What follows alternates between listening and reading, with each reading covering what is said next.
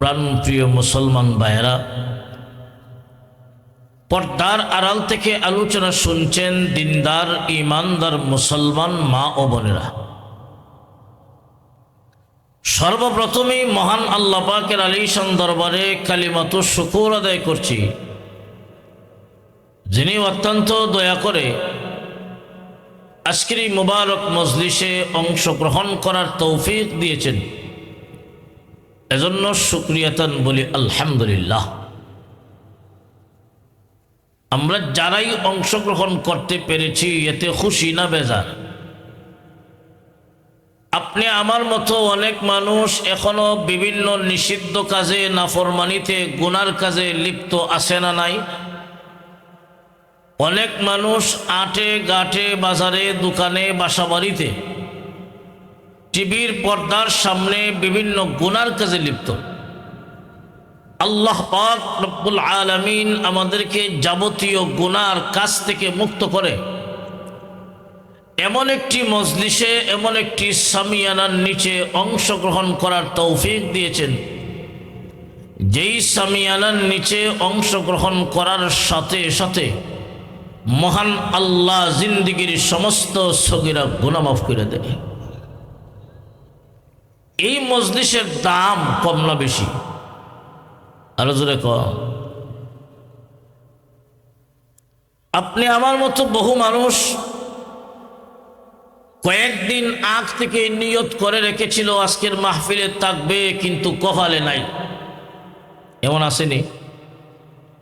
এখানে অনেক মানুষ এমন আছেন, আপনি জানেন না, আপনার কোনো ইচ্ছাও ছিল না আজকে যে আসবেন, কিন্তু মহান আল্লাহ আপনাকে আসার মতো তৌফিক দিয়েছেন। এমন আছে না নাই? তাহলে বোঝা যায় এইরকম সামিয়ানার নিচে আসা এবং বসা দুনিয়ার কারো ইচ্ছার ভিতরে নয়। আপনি ইচ্ছা করলেই আসতে পারবেন, বসতে পারবেন, তা সম্ভব নয়। একমাত্র ওই সমস্ত ব্যক্তিরাই অংশগ্রহণ করতে পারে যাদেরকে মহান আল্লাহ পছন্দ করে। সুবহানাল্লাহ। তাহলে কি বুঝলেন? আল্লাহ পাক আপনি আমাকে পছন্দ করছেন, ঠিক না বেঠিক? আল্লাহ পাক রব্বুল আলামিন আপনি আমাকে একটা জাতি থেকে বাছাই করে পছন্দ করেছেন, তাই নির্বাচন করে এমন একটা মজলিসে অংশগ্রহণ করার তৌফিক দিয়েছেন। শুরুতেই বলেছি, অংশগ্রহণের সাথে সাথে জিন্দেগির সগীরা গুনাহ মাফ হয়ে যায়। উলামায়ে কেরামের জবান থেকে কোরআন হাদিসের আলোচনা শোনার পরে আল্লাহর অনেক বান্দা বান্দির অন্তরে দেখবেন মাঝে মাঝে ধাক্কা মারে। আপনি ওয়াজ শুনতেছেন, হঠাৎ দেখবেন অন্তর ক্ষেপে উঠে, আহা, আমার দুনিয়ার জীবনের দ্বারা আমি কোন দিকে যাচ্ছি, আমি কোন দিকে চলছি। এইভাবে অন্তরে যখন ধাক্কা মারে, ওই মজলিসেই আমি মাঝে মাঝে সিদ্ধান্ত নিয়ে আনি, না, এইভাবে আমার জীবন আর চালাতে পারি না, অবশ্যই আল্লাহর কাছে তওবা করতে হবে। ওই মজলিসেই আখিরি মুনাজাতের সময় অনেক আল্লাহর বান্দা বান্দি জিন্দেগির সমস্ত গুনার উপর তওবা করে নেয়। যেই সমস্ত বান্দা বান্দি তওবা করে নেয়, মহান আল্লাহ শুধু সগীরা গুনাহ নয়, তার জিন্দেগির কবিরা গুনাহ আল্লাহ মাফ করে দেয়। এমনভাবে আল্লাহ মাফ করে দেন, কাওয়ালাদাত উম্মুহু, যেমন সবে মাত্র মার গর্ভ থেকে দুনিয়ায় ভূমিষ্ঠ হইলা। তাহলে আজকের এই মাহফিল আপনি আমার জিন্দেগির সগীরা কবিরা, ছোট বড় গুনাহ মাফ হওয়ার জায়গা, ঠিক না বেঠিক? এতে আমরা যারা অংশগ্রহণ করলাম খুশি না বেজার? আরো যারা কোন খুশি না বেজার? তাই আবারও অন্তরের অন্তঃস্থল থেকে জবান খুলে উচ্চ কণ্ঠে কালিমাতু শুকর আদায় করি। সকলে জোরে সুরে বলি আলহামদুলিল্লাহ। প্যারা হাজিরিন, আমি আসার পরে আপনাদের মেম্বার সাহেব আমার ভাই বলেছেন, হযরত আপনি পরকাল কবর নিয়ে আলোচনা করবেন। তাই আমি আপনাদের সামনে পবিত্র কোরআন শরীফের সূরাত আলে ইমরানের 185 নং আয়াতে কারিমা তিলাওয়াত করছি। হুজুরে পাক সাল্লাল্লাহু আলাইহি ওয়াসাল্লামের পবিত্র জবান থেকে নির্গত ছোট্ট একখানা হাদিসে কারিমা পাঠ করছি।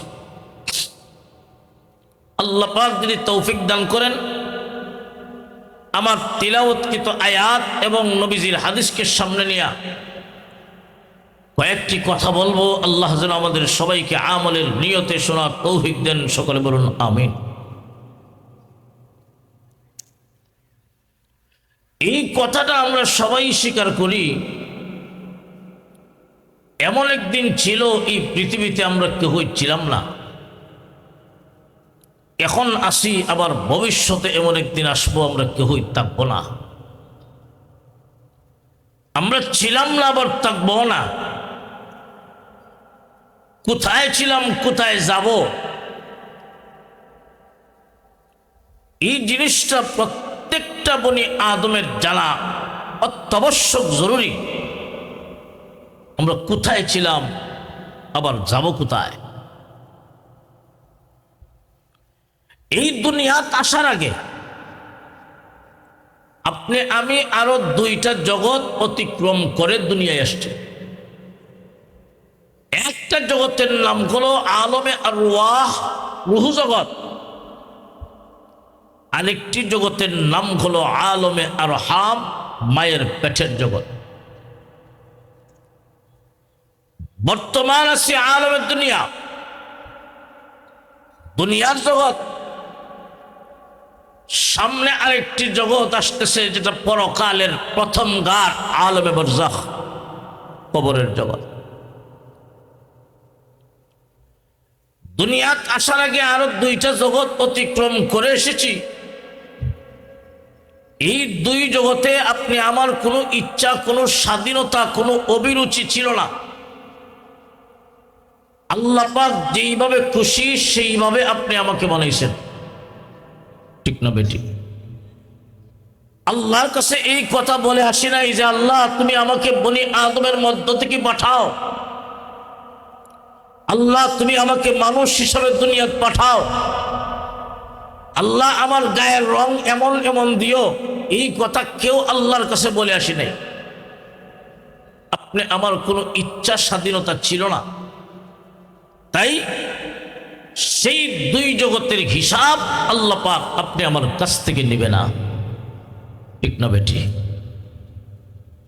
হাদিস শরীফে আছে, আল্লাহ রাসূল সাল্লাল্লাহু আলাইহি ওয়াসাল্লাম বলেন, আল্লাহ পাক রব্বুল আলামিন যখন বাবা আদম আলাইহিস সালাতু ওয়াস সালামকে জান্নাতে বানাইলেন, এরপরে আদমের ভিতরে রূহ দিয়ে আল্লাহ জিন্দা করাইলেন। মাসাহাল্লাহু আদম ফি যহরিহি, আল্লাহ পাক আদম আলাইহিস সালাতু ওয়াস সালামের পৃষ্ঠদেশে কুদরতি হাত বুলাইলেন। কিয়ামত পর্যন্ত যত নেককার দুনিয়াতে আসবে, যত জান্নাতি মানুষ দুনিয়াতে আসবে, সকলের রূহ আদমের পৃষ্ঠদেশ থেকে বের হয়ে আসলো। আবার আল্লাহ পাক কুদরতি হাত বুলাইলেন, কিয়ামত পর্যন্ত যত বদকার দুনিয়াতে আসবে, সকলের রূহ বের হয়ে আসলো। আদম আলাইহিস সালাতু ওয়াস সালামের সামনে কিয়ামত পর্যন্ত যত মানুষ দুনিয়াতে আসবে, সকলের রূহ আদমের সামনে। আদম আলাইহিস সালাতু ওয়াস সালাম জিজ্ঞাসা করলেন, আল্লাহ এরা কারা? আল্লাহ জানায় দিলেন, এরা তোমার সন্তান। কিয়ামত পর্যন্ত যত সন্তান দুনিয়াতে আসবে, আমি আল্লাহ সকলের রূহকে হাজির করলাম। আদম আলাইহিস সালাতু ওয়াস সালাম দেখতেছেন একজন সন্তান, তার দুই চোখের মাঝখানে নূর চমকাচ্ছিল, নূরের আলো চমকাচ্ছিল। আদম আলাইহিস সালাতু ওয়াস সালাম জিজ্ঞাসা করলেন, আল্লাহ ওই যে নূর চমকায় সেটাকে?